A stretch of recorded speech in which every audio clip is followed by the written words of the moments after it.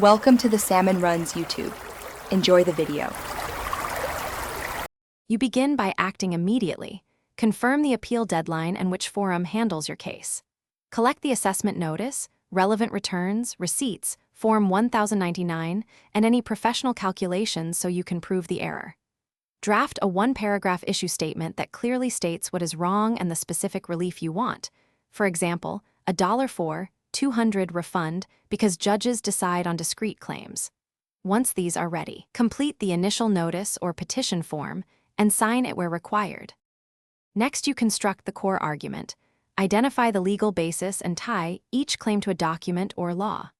Organize exhibits and label them chronologically. Include sworn declarations or expert analyses when facts need interpretation. Write a concise statement of facts and legal argument, citing specific code sections or rules when possible, because clarity speeds decisions.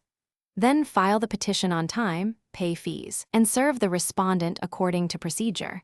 Make sure to file proof of service so the record is complete. Finally, you prepare for resolution. Calendar mediation, pre-hearing conferences, and any oral argument dates.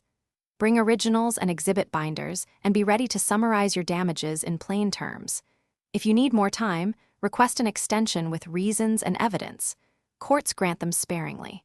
After the decision, read it carefully. If adverse, preserve the full record immediately and note the deadline for rehearing or appeal to the next level, because missing that date usually ends your remedy. Troubleshooting tip. If the agency lost your file, produce duplicates and proof of prior filings. Thanks for watching. Consider subscribing if we helped you.